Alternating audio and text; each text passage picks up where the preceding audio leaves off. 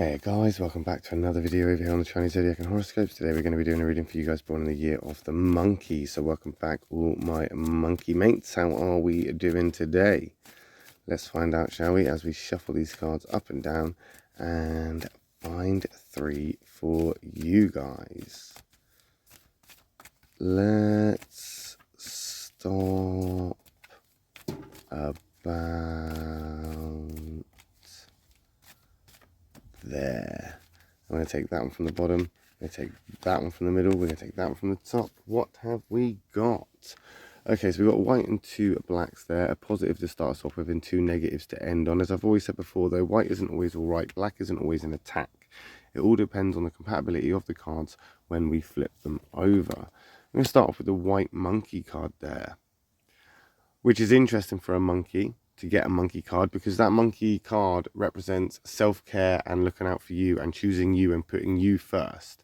Now, a lot of monkeys don't have a problem with this. So it's not necessarily suggesting this is what you need to do, but being you is not going to cause many problems if you just let yourself be you. Be free to be you. Sometimes we can restrict ourselves. Sometimes we can hold ourselves back. Sometimes we can, in some ways, overthink. We can almost get to a point where we hold ourselves back in many different things because we don't believe in ourselves. Now, as I say, monkeys don't necessarily have a problem with this. They're very intelligent people. They're very smart. You're very smart. So you don't necessarily have a big problem with seeing what you bring to the table. But sometimes you forget when you bring those things to the table that you brought it because you like that thing, you know? Does that make sense?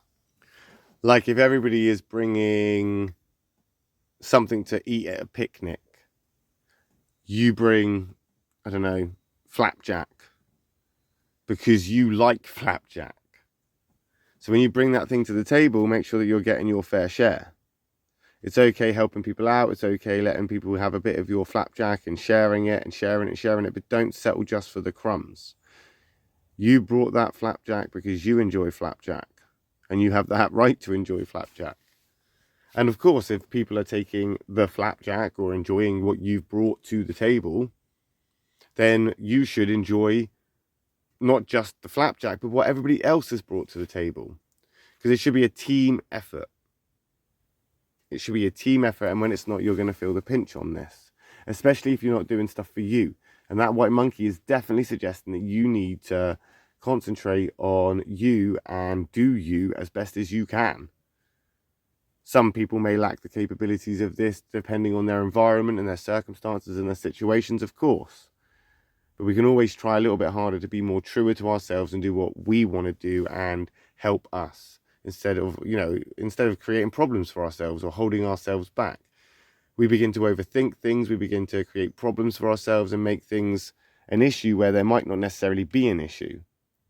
And then we get diverted off our path and things take longer and lessons are harder and things hit harder than they would, simply because we're not appreciating what we can do, yet we're overthinking all of the things that we can't do. And there's that black ox right there. That is a thinker card. It's in the negative. Guess what that means? Somebody's overthinking or thinking a lot of stuff that they don't necessarily need to think about.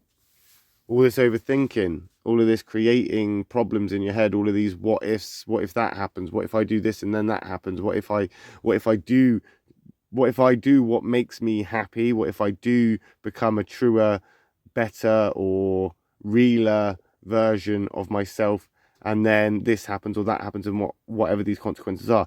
Again, making problems, creating problems, and creating this issue where you're holding yourself back because you don't believe that you're good enough, or you believe that things could go wrong. Not everything is going to go wrong just simply because you don't know what's going to happen. There's a 50-50 chance. There's still that 50% chance that things could go right. Not everything needs to be doom and gloom. Not everything needs to go wrong. It's that thinking process that's going to hold you back. It's that thinking process that's going to make you neglect yourself. Oh, I hope everybody else has had enough flapjack. I hope everybody else had the flapjack. I really hope they enjoyed it. And then you forget that you didn't even have a slice. And now the picnic's over. And all you've got is crumbs and a flat fizzy drink that's obviously, you know, just the leftovers. The seagulls got more than you did. The seagulls that came swooping in got more than you did. Because you're too busy potentially trying to help everybody else out and put everybody else first, when it's you that needs to be put first for a change. And the more you overthink about it, the more you'll start to feel alone, you'll start to feel lost, you'll start to feel neglected, confused, and more inclined to, again, neglect yourself and not believe in yourself. We don't need that knock in confidence to hold you back on this. And yet the only one that can really fix it, or the only person that can really do much about it, is yourself. Because the overthinking, that's the thing that's holding you back, and it's slowing you down. That ox is very slow. It's one of the slowest. The only real card that would suggest it's moving any slower would potentially be the pig, the black pig, simply because that doesn't move at all. And it stands still for a very, very, very long time. Or at least it does move, but it moves so slowly, it's almost like it doesn't move. Yet the ox is pushing forward because it has that thought process to get out of where it is. But you're overthinking this to a point where you're trying to get out of where you are. You're putting yourself deeper in the mud. It's like being at the beach. Instead of moving backwards towards the shore and getting back on the sand to try and get out of the waves and get out the sea, you're moving deeper into the sea. You're heading out to sea. The tide's going to sweep you away. No, it's not, because there is the black pig. There it is. We're bringing it right down. So this process isn't going to be easy. This process isn't going to just happen overnight. This process isn't just going to say, oh, okay, you want change, or you want to better the situation, or you want to feel a little bit more you. Okay, no worries. Here you go. It's not going to happen like that. And I think you know this. All this overthinking you're doing, you've already planned for the fact that it's worst case scenario the entire way. So take your time. There's a catalyst card there. There's change coming. It might not necessarily be coming in quickly. It might not necessarily be something that is going to be fairly obvious. It's bringing in the end of a chapter and the start of a new one. And this new one needs to be something that is built around you and your needs and what you want and what's going to make you happy. And it needs to be less thought about in these negative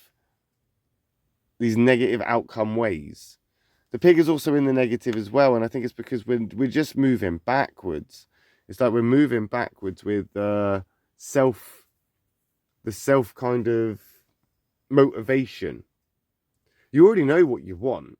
You already know what you need. You already know how you would like things to be. And that's sitting at the picnic eating your flapjack. So potentially you need to remember that what you've brought to the table can sometimes be worth more than what other people have brought to the table to you. And what means most to you should be the thing that you get your fair share of. Because it could be easily taken away at the next overthought thing that you think about, or the overthought decision that you've made, or it's just going to change, and consequences of your own reluctance or reservation could potentially change things, and not necessarily for the better. And that's not to say that pig is suggesting things are going to go bad or things are going to go pear-shaped. It's more that pig card is going to slow things right down, where the progressive side of things might suggest that it's not going to get where you want it to get to. It might not get you where you need to be. Now, the ox would suggest being persistent, determined, and,